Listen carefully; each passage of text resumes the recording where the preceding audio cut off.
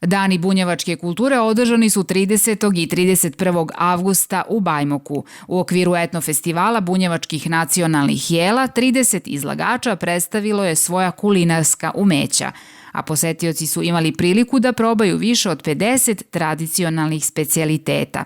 Jedan od izlagača, Ana Ivić iz Male Bosne, stalni je učesnik festivala, a ove godine odlučila je da napravi izvorna bunjevačka jela, pa je na njenom meniju bila ronđava čorba i uzlivanca sa krompirom, a od poslastica tu je bio majkin kolač, listići i pita sa jabukama.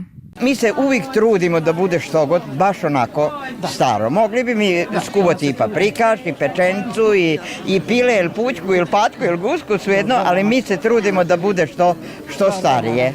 Tamara Banić je među mlađim učesnicima festivala, na kome je, kako kaže, naučila da priprema brojna nova jela. Pravimo salenjake sa pekmezom od višanja, pravimo čokoladne mafine, pomaže nam moja mama i ostala deca koje su htjela iz kulturnog umetničkog društva. Osim tradicionalnih bunjevačkih jela, na meniju su se našla i ona mađarska, nemačka, srpska i rusinska.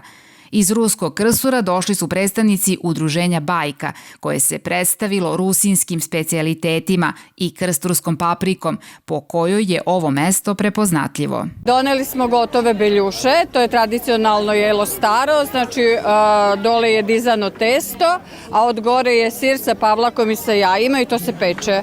A ovde ćemo praviti kapušanjike, to je isto jako staro postno jelo. Identitet jednog naroda čuva se i kroz hranu, što govori o važnosti ove manifestacije koja privlači mnogobrojne goste, istakla je predsjednica Bunjevačkog nacionalnog saveta Suzana Kujundžić-Ostojić. Sigurno da se tu određene stvari minjaje i dobije na kvalitetu i tako dalje, prosto ni sistem pripreme hrane, ni odgajanje tih biljaka više nije isti onako identičan kao što je kad god bio, ali se trudimo da sa jedne strane ostanemo na tragu tradicije, a sa druge strane da budemo i moderni.